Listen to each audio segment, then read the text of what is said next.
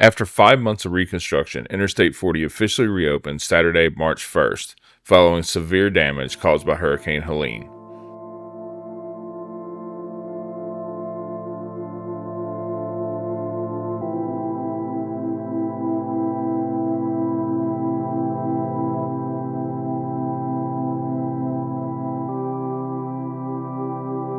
The storm, which brought record-breaking rainfall and catastrophic flooding, washed out significant portions of the highway, forcing authorities to shut down a crucial transportation corridor. When Hurricane Helene struck, heavy rains caused rivers and streams to overflow, submerging roads and eroding key infrastructure along I-40 and across East Tennessee and western North Carolina.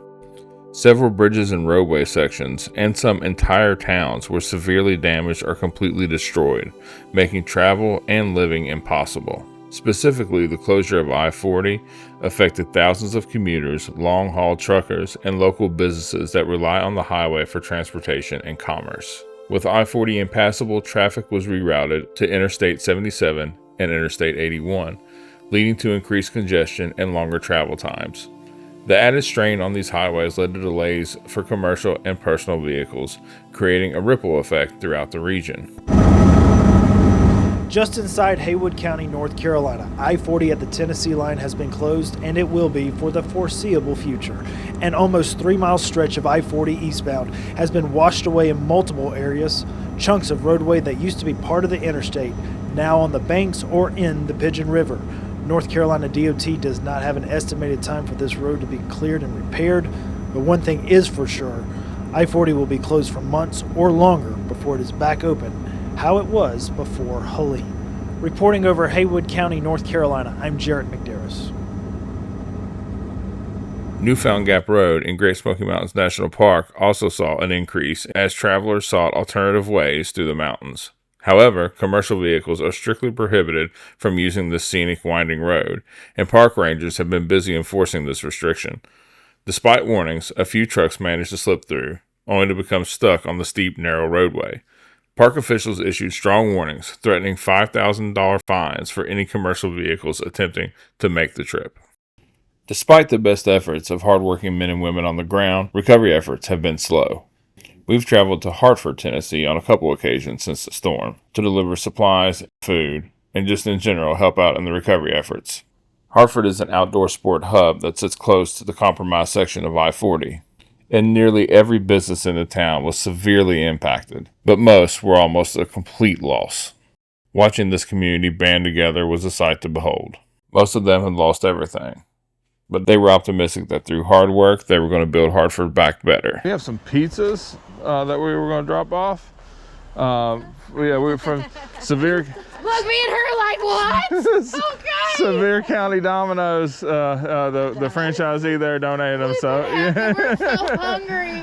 We're just tired of like snack crackers. Yeah, for sure. While construction crews have rebuilt I-40 at a pace that most people didn't expect, that work has not been without its setbacks. Crews working on Interstate 40 face another setback. A section of the interstate just across the state line in North Carolina fell into the Pigeon River Gorge last week. 10 News reporter Lauren Lovett spoke with transportation leaders on both sides of the state line to see what happens next. Lauren? Brittany, an almost 60-foot section of the eastbound lanes fell. NCDOT says it was close to the westbound lanes they were planning on opening for two-way traffic in January. Now the timeline has been pushed back indefinitely. Extreme flooding from Hurricane Helene damaged multiple parts of I-40. East Tennessee crews eventually were able to reopen the interstate to local two-way traffic on the westbound lanes, something North Carolina was on pace to celebrate soon too. And then earlier last week, some of our engineers noticed a crack, and that was on Monday, so they put a small monitoring device on it.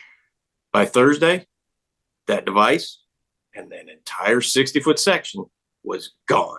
It sloughed off down into the river. It's another setback to having a temporary fix. Originally, the NCDOT wanted to reopen the interstate by the first week of January. This new problem, this new issue, this new slope failure, after it, there is no timeline. This increases costs on top of the original $10 million contract. They say they'll need to increase stabilization to ensure the interstate is safe for travel. Crews in both states have been working to make sure they stay on the same page. We're working very closely with the North Carolina Department of Transportation because as hard as we were hit on I-40, they were hit even harder. So it's going to take quite a while for their side to be stabilized enough to have travel. Both TDOT and NCDOT say there are several other safe ways to travel state to state. We do have I-26 open into North Carolina in Carter County. That's one lane of traffic open in each direction around mile marker 38. We've got those bridges that we're continuing to work on then. I know that's helped alleviate a lot of the issues. Transportation leaders say they understand how important the roadway is for travelers and truckers. Having it reopen is their top priority. It is an unfortunate situation. However, before anybody can drive through it, it must be safe. An NCDOT engineer says they're working on a modern, resilient design to keep damage like this from happening again. He says once construction is complete, he's confident it will be once again safe for travel. However, it seems crews have made quick work of repairing this most recent slide, as we're now ready for a March 1st opening. It's a monumental accomplishment on a historic project that North Carolina has never seen the like of before. Engineer Nathan Tanner says passenger vehicles can use the road, though they should expect delays. Heavy, oversized vehicles cannot. Best people are working daily on this project. We would not open this road if we did not feel confident that it was safe. Tanner says these steel rods have stabilized I-40 as crews do their work. He estimates all the repairs will take 3 to 4 years. For now, only one eastbound and one southbound lane will be open to traffic as work continues on fully restoring the highway. Officials caution drivers should expect delays and reduced speed limits in the construction zone. Hopefully we continue to hear more stories like this, stories of recovery coming out of East Tennessee and Western North Carolina in the months to come. We have plans to help with some still lingering recovery efforts in the area, and we'll be bringing that to you right here on the channel. So in conclusion, thanks for watching, and we'll see you next time.